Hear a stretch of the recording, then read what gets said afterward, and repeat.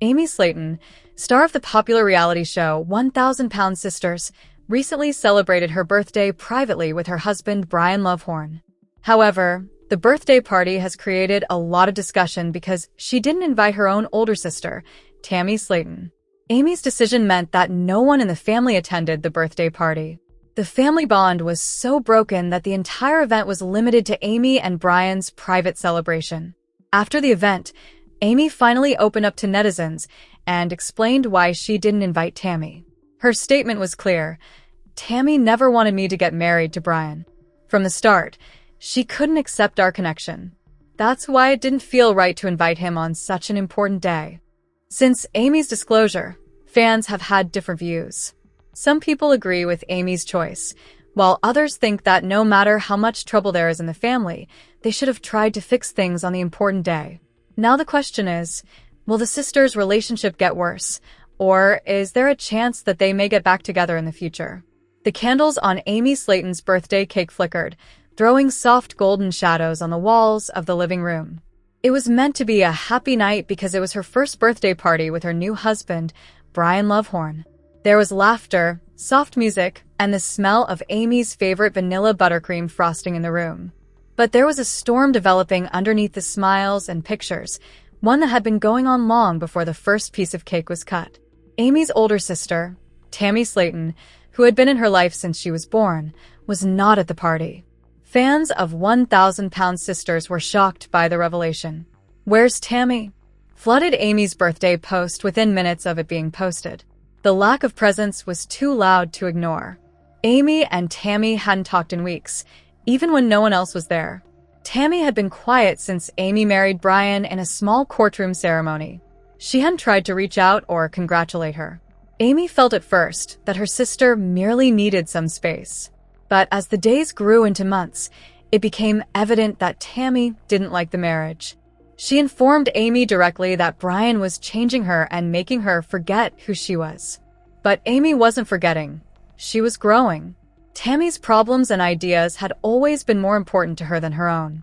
Now she was finally able to speak out for herself. So, when Amy planned her birthday, she had to make the hardest choice of her life: not to invite Tammy. "I wanted peace on my birthday," she later told a fan during a webcast.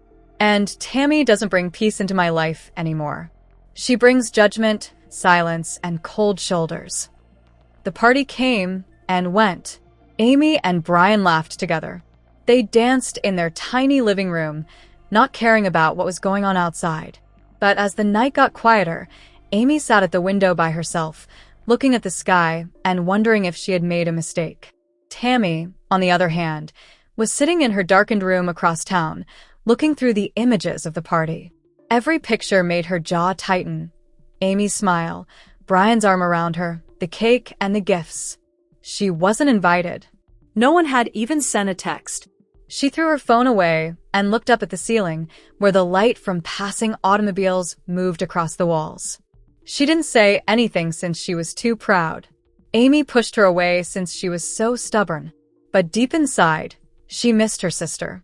Not just the Hollywood partner or co-star, but the only person who really knew all the agony, struggle, laughter, and dreams they had shared over the years. Days went by. There were a lot of arguments in online fan groups. Some people agreed with Amy and said she had the right to establish limits. Some people backed Tammy, saying that family should always come first. There were old pictures on every page.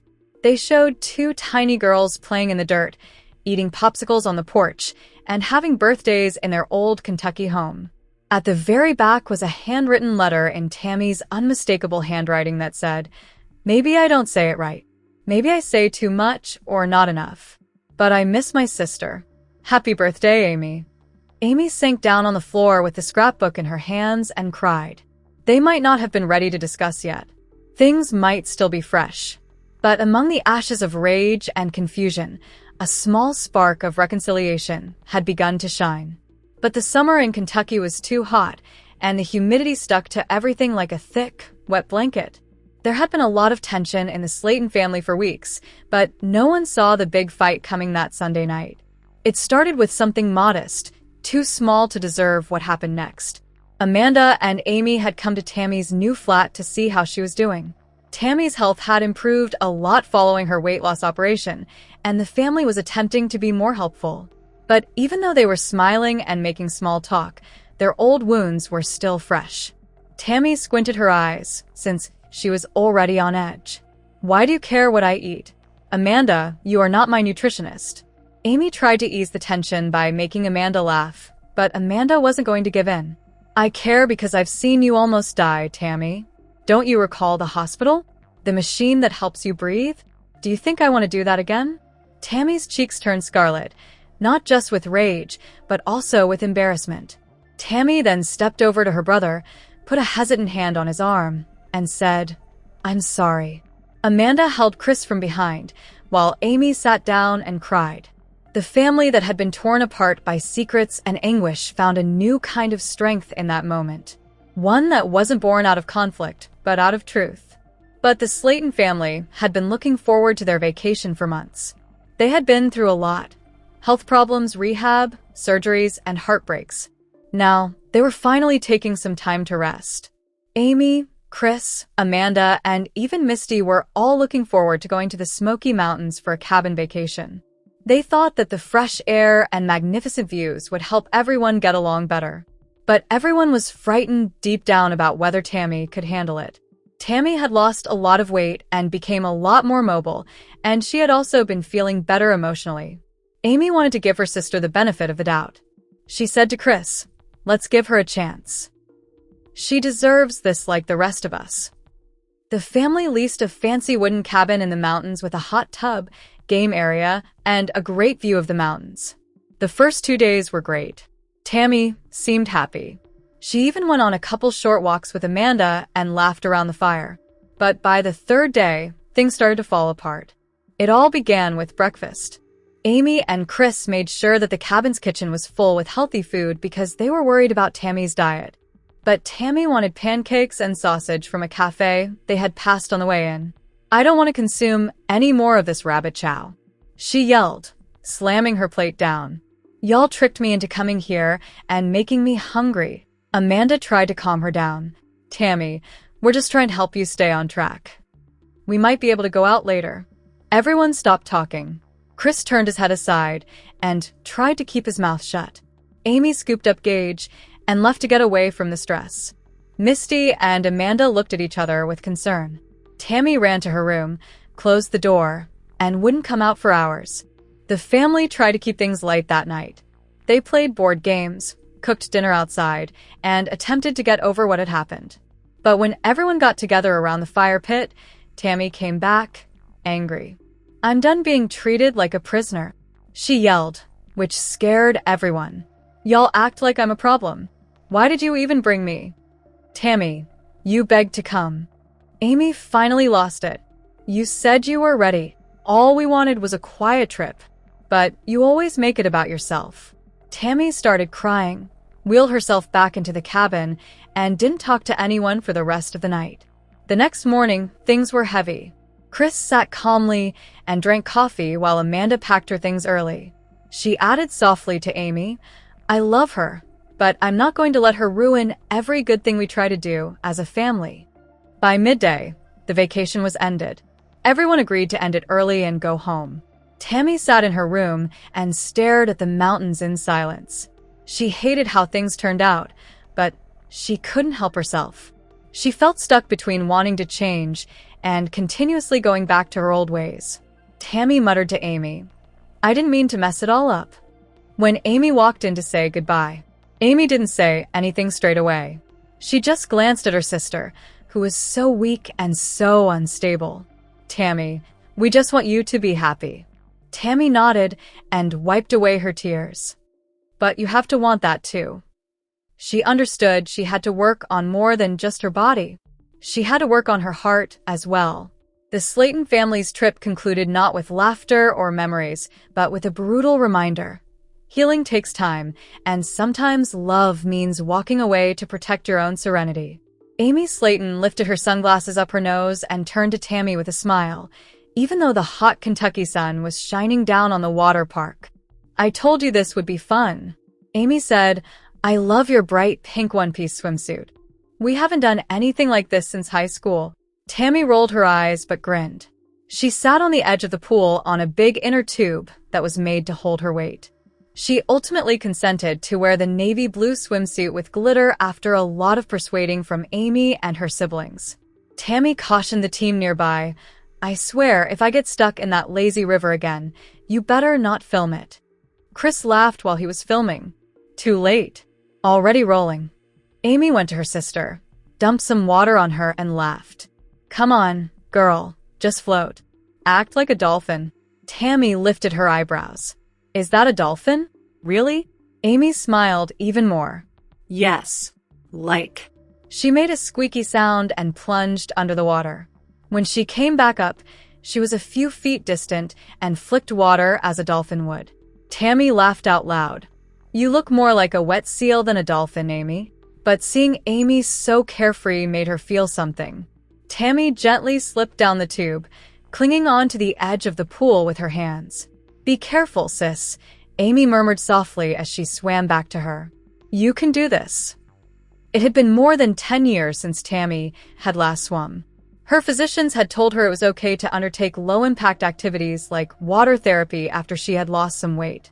Amy had lined them up for a sisters-only day at a water park spa where they would have their own private area so Tammy wouldn't feel uncomfortable. Tammy carefully stepped into deeper water with Amy at her side. The buoyancy made her feel lighter than she had in years. Tammy laughed with excitement and threw her arms out. Hey, I'm a dolphin, she yelled in a humorous way, and everyone around her laughed. She suddenly tried to move her arms like a dolphin and accidentally splashed Chris in the face. Amanda, who had come along and was drinking a cool drink nearby, sneered. Y'all are going to flood the park before the day is over. But Tammy didn't care. She felt free. She was free. And for the first time in a long time, she didn't feel like her body was holding her back. They spent the next hour on the lazy river. Tammy didn't get stuck this time, laughing at Amy's attempts at synchronized swimming and floating in the wave pool. Amy grinned and put her arm around Tammy. You just needed to remember who you were under all the stuff. And it turns out, you were a dolphin the whole time. When the credits rolled, a blooper video showed Tammy trying to cannonball and accidentally wetting the cameraman, Amy trying to ride a large donut-shaped float, and Chris telling the story in a theatrical way.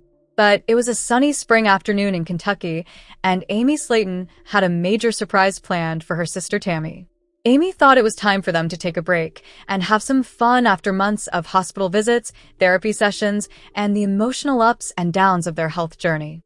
But not just any fun. They got to ride in a luxurious limo with sparkling cider, refreshments, music, and even a red carpet entry. A long black stretch limousine arrived into their gravel driveway while Tammy was sitting on the front porch. Her eyes got bigger. What in the world? She sat up taller in her motorized wheelchair and questioned, What? Amy went out of the home with a big smile on her face. She was wearing a sparkly dress and big sunglasses.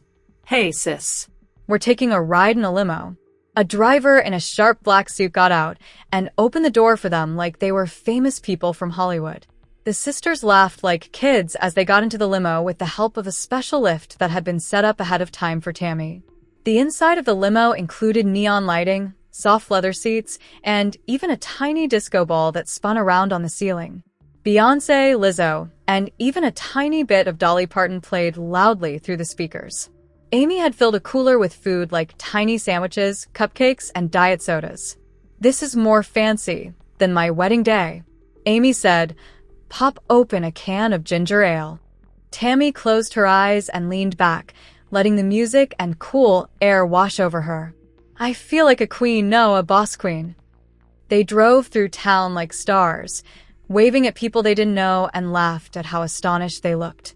Some supporters even pulled up next to the limo and yelled, We love you, Slaton sisters. The driver did just that. Tammy ordered a double chocolate shake and Amy ordered a strawberry banana shake. They laughed like they hadn't in months.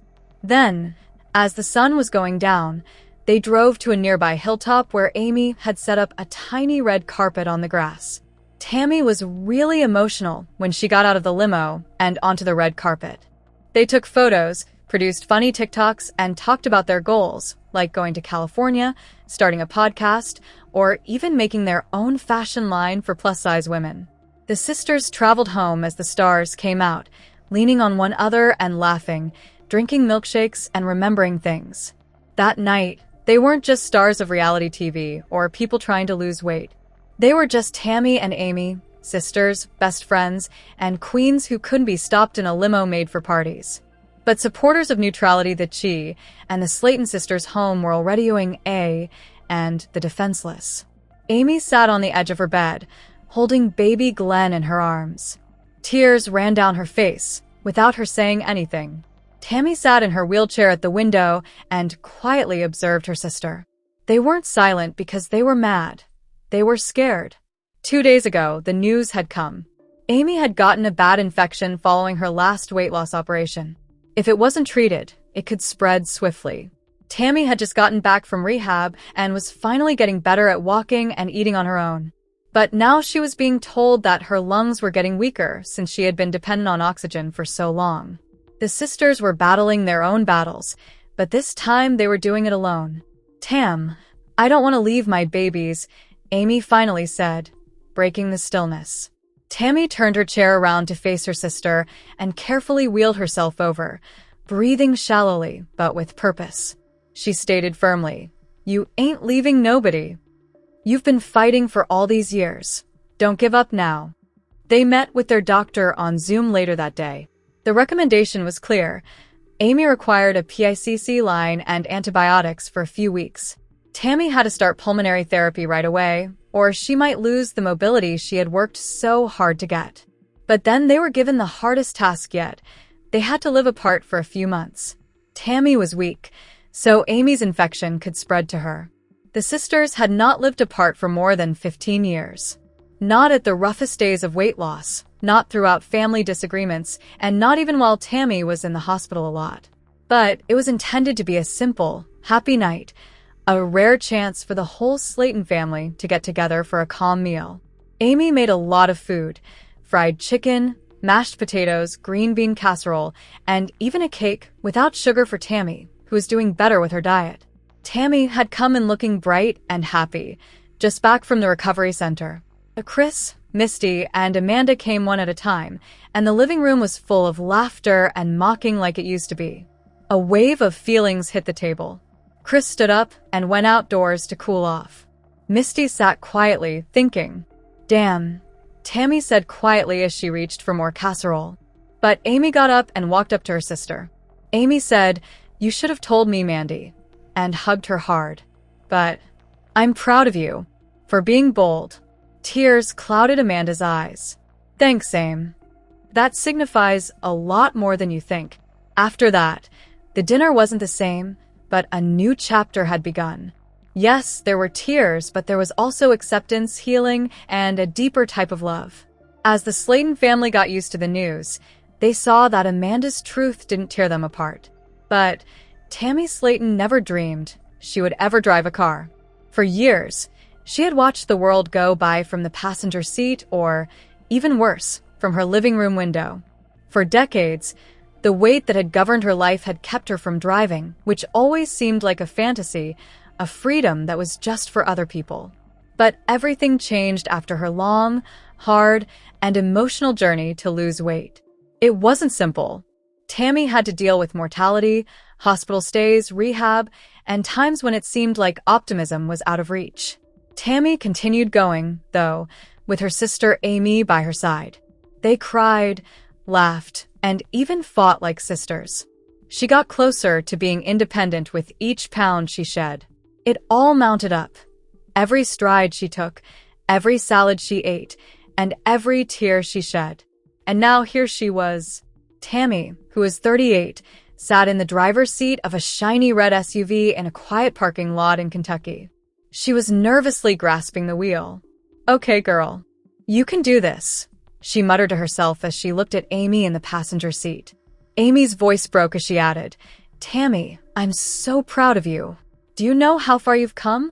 Tammy's lips shook, and for a moment, it felt like all the bad things that had happened to her in the past were coming back to her. But she took a long breath. She wasn't the same person she used to be. The drive across town wasn't fast or faultless. Tammy was still learning. She slammed on the brakes a touch too hard once and took a corner wider than she wanted to. But nobody minded. People who didn't know her honked their horns and waved. One man shouted, "Go Tammy," from a coffee shop, while a teenage girl on a bike shouted, "You inspire me." Tammy grinned so large it ached. Tammy felt the pain of memories as she drove past the old grocery shop where she used to have to use a motorized cart. The cashier who used to gawk at her. The aisles she couldn't fit down. But now she could walk through any door she chose and drive herself there. Later that night, Tammy and Amy drove to their mother's house, where their problems had started. Their mom waited on the porch with tears in her eyes as she saw her oldest daughter park like a pro. Tammy got out and strolled up the porch steps without gripping the railing. "Mom," she began, "I drove myself here." Tammy sat outside that night, looking at her car parked in the driveway and drinking flavored water. But Tammy Slaton had been living under the heavy weight of both her physical and emotional problems for years. Being the heaviest person in the family wasn't just a number on a scale. It was a constant reminder of the battles she fought every day. It had a huge negative effect on her health, mobility, confidence, and even her relationships. But nothing hurt as much as being the one everyone worried about. Chris, her brother, had always been there for her. He had his own problems with weight, but he was more mobile, more independent, and often cheered Tammy on and sometimes acted as her drill sergeant. Amy was already losing weight after her surgery, but Chris was also committed to losing weight. He went to the gym, prepared meals, and walked laps around the block every night. Tammy, on the other hand, had a lot of false starts. She had setbacks, went to the hospital, and was criticized online. Sometimes, even her own family didn't believe she would ever change. But deep down, Tammy had made a secret vow to herself. One day, I'm going to weigh less than Chris. And I'm going to dance when I do. She couldn't believe it. The last time she weighed herself, she was stuck at 312. But after her surgery, her new way of life, and the emotional changes she had gone through, she had finally broken under 300. It wasn't just the figure that made her cry. It was what it meant. That night, the family got together at Amy's house for a celebratory supper. Chris strolled in with his arms full of grilled chicken and vegetables, proud of how far he had come. "Hey, you guys remember when Tammy said she'd beat Chris someday?" Amy asked playfully. Chris raised one eyebrow. "Wait, are you saying she's lighter than I am now?" Tammy stepped up in a big way. "You're right, big brother. You are now officially heavier than I am. And guess what?"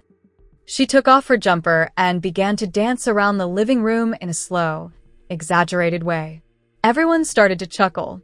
"Tammy, you best go to work." "Hey!" Amy yelled. Chris laughed and hugged her tightly. "I couldn't be more proud. You worked hard for this." Tammy was alone on the porch, looking up at the sky. Her body didn't feel like a cage for the first time in a long time. It felt like being free. It was simpler for her to breathe. Her joints hurt less. She was able to walk for longer.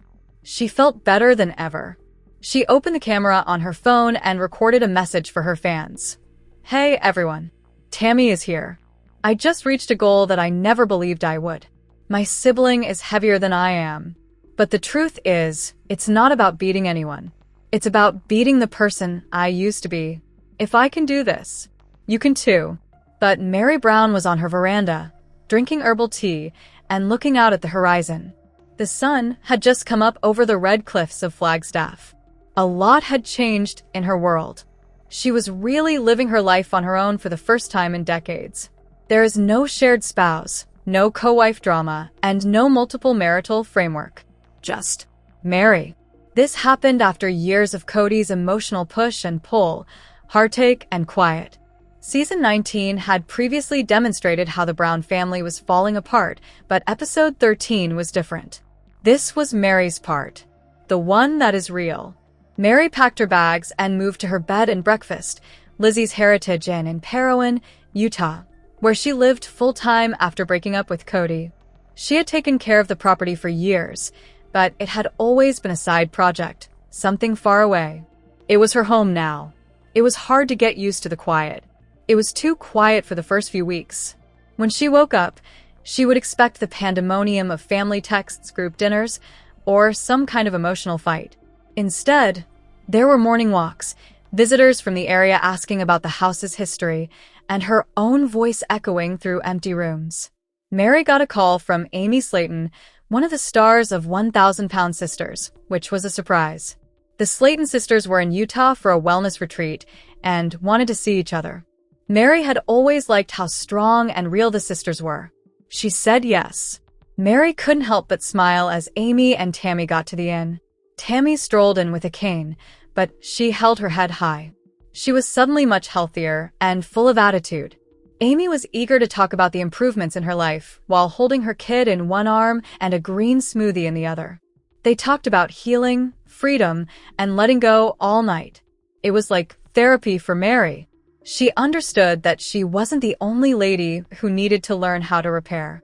By the middle of the show, viewers watched Mary start a new project, a women's retreat at her B&B to help women from broken marriages, multiple backgrounds, or abusive relationships find their strength again.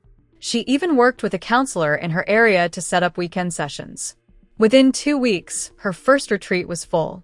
That night, the camera caught her sitting by a bonfire with a diary in her hand. "I thought I'd feel empty without the family unit," she stated into her confession cam, "but I'm learning that I wasn't losing something. I was clearing out room for something better."